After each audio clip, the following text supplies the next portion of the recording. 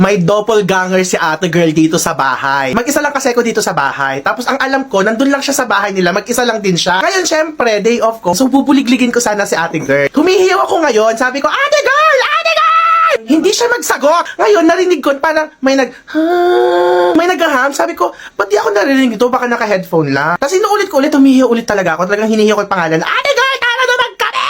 Tapos, narinig ko ulit siya kumanta nung kay Tony Gonzaga. Yung, catch me, I'm falling for you. Boses na boses mo talaga. Ngayon, hindi niya talaga ako pinapansin. May kinanta pa yung awit ni Jeannie. Lagi niya kasing kinakanta yun. Ako'y natuto na laging nalulusaw. Ngayon, hindi ko na natiis. Pumunta ako sa kanila. Tapos, nagtaka ka walang tao. So, sino ang kausap ko doon? Akala ko lumabas lang. O, ito na. Di natulog na ako kasi parang wala lang sa akin eh. Inis na ba ako ng ate girl? Nagtatampo ako. Naliglig ko naman siya ngayong gabi na to kasi nga, alam ko nga na day off siya. Tapos, pagpasok ko dito, sama ng tingin niya sa akin. Ang sama ng tingin ko sa kanya, sabi ko, hindi mo ako pinapansin. Kanina pa ako ng tawag. May dala-dala na siyang kape. Ayun, nasa Porokwal ako sa barkada ko. Ayun nga. Maghapon daw siya nasa barkada niya. Doon ko napagtanto na, sino yung kausap ko kanina sa bahay niyo? Sino ang nagkanta-kanta dyan sa bahay niyo? Ano oras ka umalis? 12 yan. Oh, 12. Mga alabad ng alas 2, nagtatawag-tawag ako dito. Mag-isa ako naghihiyaw-hiyaw. Ikaw namang doppelganger ka. Bakit naman may pakanta ka pa? Gusto mo ba mag-singer? Bakit ka magkanta? Sa tingin mo nakakatawa? Sa tingin mo matatakot pa ako? Diyos ko. Hindi ko nga alam kung sa ate girl pa itong nagdala ng kape sa akin eh. Comment down below kung paanong gawin dyan sa doppelganger na yan. Kung makakanta ka, kala mo si Tony Gonzaga ka. Gayahin mo naman ako minsan. Masisira yung lalamunan mo pag ginaya mo ko. Sa doppelganger ni ate girl. Tara kape. Yung doppelganger ni ate girl. Ako nga yun. Wait nga, napuntahan ko nga muna yung bahay, no? Ba't mo ako i-banding? Alakas sa trip mo, ha? Sabi mo, Gusto ko na lang talagang mag-file ng immediate resignation kanina. Hindi dahil sa pagod, ha? Kundi dahil sa sarili kong bibig. Feeling ko naman, antok lang ako kaya nagawa ko yung mga kasyungahan na yon. So, meron kasi akong patient galing Canada. Doon na sila nakabase. Yung parents nagtatagalog naman. Pero si Bunso, English talaga. So ako, confident ako kasi sabi ko, oh, kaya ko to. Nurse ako. Fluent ako dito, eh. Fluent ako sa kaba. Di okay na lahat na interview ko na, naswero ko na, kumpleto na lahat ng laboratory test. Professional, B. Di gumamit ako ng infusion pump sa swero niya. Eto na, after 30 minutes, tumunog si infusion pump. Siyempre, nurse mode agad, lapit agad, asikaso ganyan. Nakita ko yung cause, nakaganon yung kamay niya. Pero be, doon na nagsimula yung downfall ko ng English career ko. Habang inaayos ko si infusion pump, siguro mga 20 seconds akong nandun. Tahimik lang ako, kunyari busy, pero ang totoo, iniisip ko, ano na nga English ng Bunso, wag mong iganon yung kamay mo kasi hindi tutulog. After ng pagpapanggap na nag-aayos ng infusion pump, biglang nag-auto-release yung bibig ko mga be. Sabi ko talaga, baby, don't fold your hand. You know, it will not, you know? Shut up, you know? You know ka ng you know? Ano you know? Ang kaluluwa ko talaga, be, umalis sa katawan ko, gusto nang mag-resign.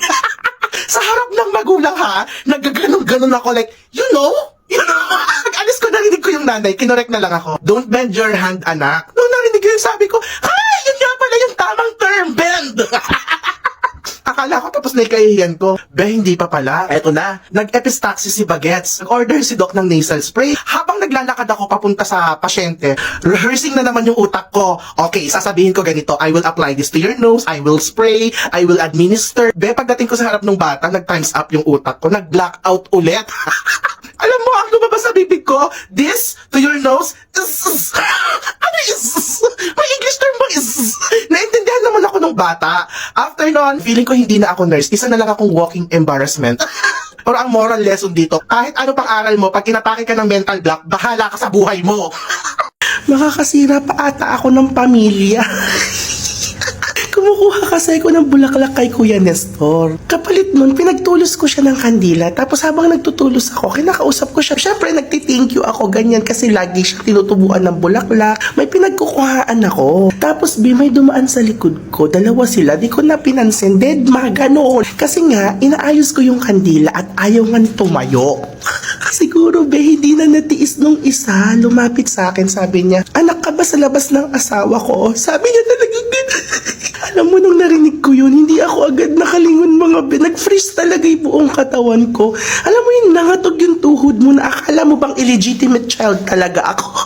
Tapos alam mo yung tone niya, para bang paiyak na siya. Hindi ko na natiis, tumayo na ako, sabi ko, ma'am, hindi po. Nagtry ako mag-explain, kaya lang alam mo yung bulol-bulol ka pa. Kasi siguro nga dahil sa kaba. Tapos tinitignan ko siya, nagpipigil siya ng luha niya mga be. Naglakad ako papalayo kasi nga nahihiyan ako. Hindi ko masabi na pumipitik lang ako ng bulaklak na tumutubo kay Kuya Nestor para pambigay sa lolo ko tsaka kay Kurt. Tapos narinig ko yung isa niyang kasama, sabi niya anak ni Papa yun ma kasi kamukhang kamukha niya eh. Sabi, I was like, Diyos ko, nagkaroon ako ng tatay na wala sa oras. Gusto ko na lang pumasok sa bukas na nicho dito talaga. Hindi ko man lang na-explain yung sarili ko. So sa pamilya po ni Kuya Nestor, sorry po. Ganun po talaga ako pag may nakita ako mga bulaklak, pinipitas ko. Pero nagtutulos kasi ako ng kandila kapalit. Oo, gawain namin kasi ng ate girl yun eh. Hindi ko lang naman alam na bakit na tsempohan pa, diba? Kinikilabutan ako ate talaga, seryoso. First time in my life na patili ako dito sa bahay namin. Mukhang sinusundan na ako ng mga friends ko doon talaga. Bukas kasi itong door ng mom.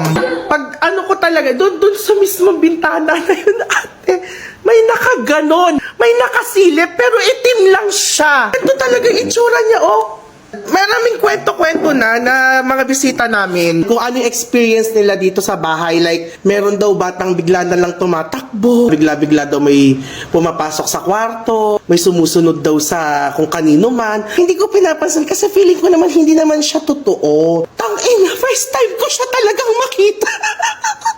Dalawang beses ko nakita yon, itim lang yon, itim na silhouette lang yon. Mama ko ilang beses nakikita yun dito, tapos doon sa bahay isang beses. Tapos kahapon, eto naman si Andeng, bigla rin siyang nagulat kasi nga may dumaan daw sa harap niyang nakaitim. Kung andito man kayong nakikinig kayo ha, magsibalik kayo sa sementeryo. Doon tayo magtuos, hindi dito sa bahay. I mean, sabihin mo naman sa akin kung gutom ka, bigyan naman kita ng food. Pero wag ka naman magdungaw sa bintana. Bahay lang namin talaga sila kuya, kaya rinig namin yung kalabog ng upuan ng pagbagsak, dahil sa gulat niya, sigaw niya lahat, pati kapitbahay, sinabi sa kanya, Kuya Mike, okay ka lang ba? Sino ka ba? Ayun siya, Wala kang karapatang umalis ate girl sa tabi ko ngayon.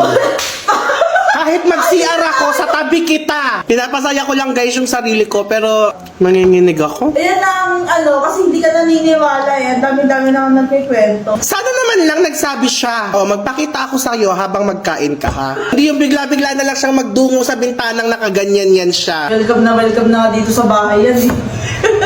Kasi nga matagal na yan! So guys, nandito tayo ngayon sa Moving Up na aking kapatid, and I'm so proud of myself.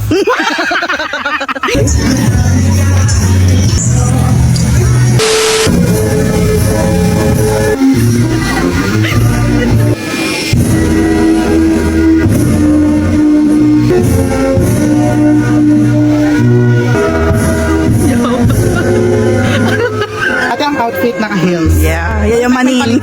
Yayamanin. Tignan mo yung laman ng wallet ko. Maraming hindi nakakaalam sa inyo, pero si Wenwen kasi is kapatid ko siya sa mother side. So yung tatay niya ay wala. Ako na yung tumayong father ni Wenwen / kuya, ate. Ang nanay na ilang taon din. Simula nung umamin sa akin si Wenwen na bisexual siya, talagang sinuportahan ko na hanggang sa magkaroon siya ng first boyfriend. Nakaka-proud din. Nakita mo yung kapatid mo na mag-moving up. Minutin Alexa Jane B.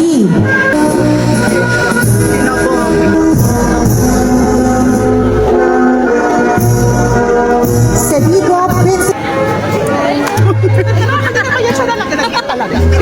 Idikit mo na nga sa ulo. Matapa ka sa... Ang tawag doon? Bonnet.